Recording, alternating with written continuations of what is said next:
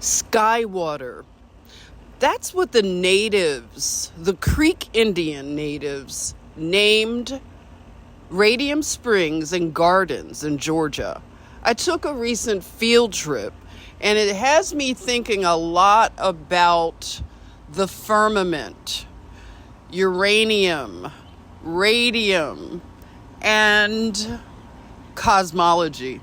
Hop on in the airship powered by uranium, radium, whatever. Just get on in and let's head to the 1800s and get the tea. The 1800s tea was especially weird. Lots of shenanigans. Since we're on the subject of radium, we'll start with the person that the 1800s narrative gives credit to radium's founding and the innovator for radium. That would be Marie Curie, who was married to Pierre Curie, and they were this scientific power couple. He studied magnetism, and she founded uranium rays. Uranium rays resemble X-rays in their penetrating power. And this radiation that they give off, it doesn't depend on an external source of energy. It seems to arise spontaneously. The narrative says that Marie Curie discovered that the uranium rays cause the air around to conduct electricity. So I do think about the airships.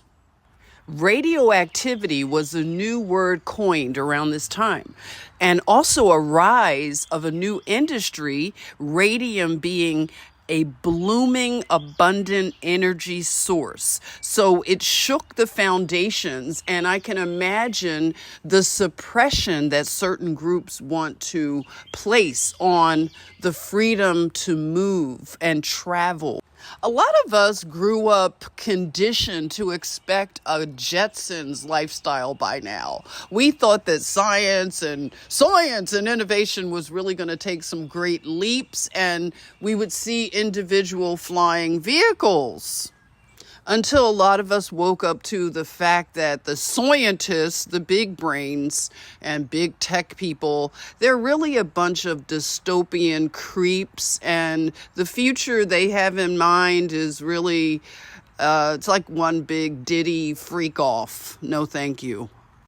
On the subject of freak-offs, let's get back to Marie Curie, because she was involved in some scandal, and she had a scandalous affair with a physicist, and Pierre, her husband, he strangely got killed by a horse-drawn vehicle. Again, I want you to put a pin in a horse-drawn vehicle around that time. So Pierre's out the picture, and now Marie Curie is being brought up in the headlines. They said she's a foreign Jewish homewrecker. Now, that was a quote out of a headline. The narrative states that the public's attitude tended towards xenophobia because people were speculating about Marie Curie's Jewish background. Now, Marie went on to found and head the Radium Institute, now called the Curie Institute, and there is an international standard for radioactive emissions called the Curie. So she didn't make out too bad, huh? Something I found also interesting about Marie Curie is that she studied at the Flying University, or the Floating University. This was a secret university in Warsaw, Poland, and it was operated in the 1800s as an underground educational enterprise that flew under the radar of the government censorship and control of education. So they offered secret courses that were taught in private homes, beginning with a series of conspiratorial education courses for women. Now, getting back to the natives, the Creek Indians that named Radium Springs and Gardens Sky Water, I just want you to take a look at how they depict the Creek Indians. It's interesting to me. It seems so primitive, right? I don't know. Is it programming? But it seems very odd to me that you have this primitive culture at the same time you have this modern culture. What's going on, people, with the timelines? These Creek Indians understood the power of these enchanting blue waters to name it sky water. And that's why I'm really thinking about the firmament. And also, the springs, they stay at an ambient 68 degrees and 70,000 gallons of water flows per minute into the Flint River. Now, let's fast forward to the 1920s because there were a lot of shenanigans that happened in that era as well. Now, this site called Skywater became a travel destination. Let me tell you about it.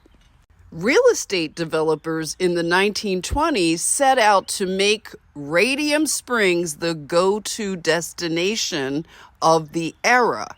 So they created a luxe resort known simply as the Casino. And they had swanky dinners, dances, beauty pageants, and also they were known for canoe rides. Interesting, canoes, huh?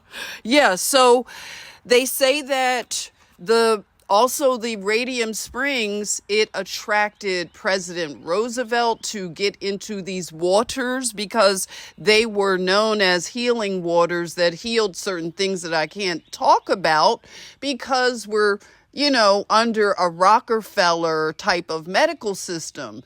And it's really weird how some people really admire the Rockefellers.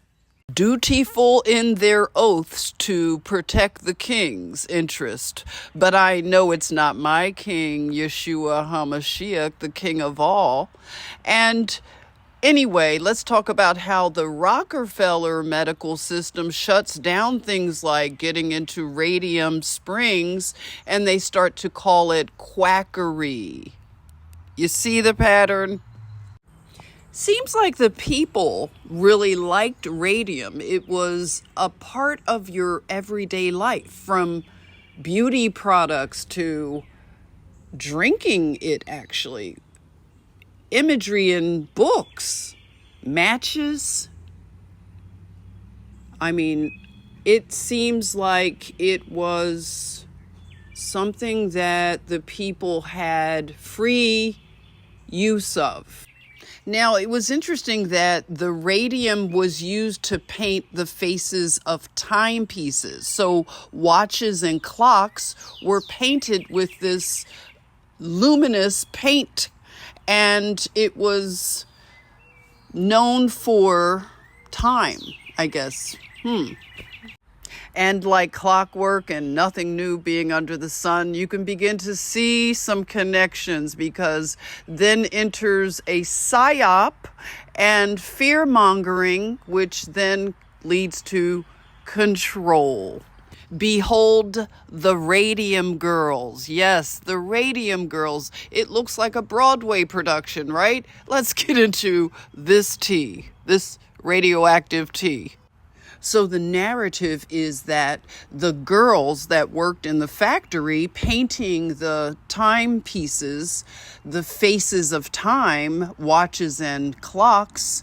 So I wonder how young these girls were. But the narrative is that they started to suffer side effects. The radium began to eat away at their skin, so much so you could see down to their teeth. So you can imagine this terrified people, and thus gave a reason to suppress radium. And I think of uranium and how important it is to modern countries. I don't know. I'm just getting off onto a tangent. But anyway, back to the radioactive tea with the Radium Springs and Gardens and what ended up happening there. The swanky resort They fell on hard times, the narrative says, and devastating fires and floods ended up destroying the place till they had to shut it down, shut it down, shut it down, shut it down. We enjoyed the walking trails, and you immediately notice the messaging is really strong, gatekeeping these waters. They do not want you to touch the water. You're not to swim, you are not to fish. And by the way, on a clear day, the water is so clear and blue, you can see the striped bass and all the other aquatic life. But also, you can see straight down into some of the caverns, because there is a really large cavern system under the Radium Springs. In this complex cave system under the Radium Springs, a lot of divers have gotten lost and died in the cave system. Now, I wonder if some have really gotten lost. Use your imagination. Another thing that struck me was the stone masonry. You can see with this, it looks pretty old and ancient. And then you look at what's left of this resort that was founded in the 1920s. You can clearly see that we're talking about two different timelines, two different people. And you don't need to be a stone mason to see the difference between this masonry work and this other masonry work. I have to shout out the Mudflutter Tartarian scholars, because you all showed me how to investigate history using stone masonry. And this was interesting. It was like a stairway to somewhere in the past. Just, a flight of stairs out of nowhere. And another thing that I noticed that's interesting is mounds. There is a mound there. So what's underneath the mound? Is it a burial mound or is it a pyramid? So what are we to conclude from such a field trip that opens up a whole rabbit hole? I would say I understand why we can't have nice things, Marie Curie and Rockefellers and Rockefeller wannabes. I see why the control continues, because the fear perpetuates. And it's easy to control a populace that you just traumatize. So when you think about free energy and you go back to the thinking of free travel without boundaries, you don't stop us even if we want to go far north, okay? Or we want to go far south. We want to understand the cosmology of this earth realm that we live on. It is our right. And a lot of us, yes, we began to read the book of Enoch, which is quoted in the Bible. And we got to see that the cosmology that NASA has taught us is a complete farce. And so then we see how some of the, I guess you could say, the brotherhood, they mock us. They put things in movies and books and everything. It's a little wink, a little laughter with the hidden hand that keeps us away from knowing the truth about our world. But guess what? The jig is up, and we will find out what's really going on under and above the firmament above us. We are going to understand this. It is a group project, and a lot of us are putting these pieces together. And I thank Yah, the Most High, for allowing us to experience these days and times. May His kingdom come and His will be done. Have no fear to the children of Yah, even the ones that are the prodigals. Listen, I've been there, done that. Just come back, okay? Doesn't matter how far you've gone. Have you ever been swallowed? We don't need to continue going down those paths, okay? There is hope and redemption. Just denounce it. It's not a fad. Yah is calling us to denounce these things and to come out of Babylon and these mystery, oath-taking brotherhoods and sisterhoods. Come on, children of Yah. Let the other people, the Greeks, let them deal with that. But you're not of that, okay? And if you know, you hear his voice and he is speaking through his children.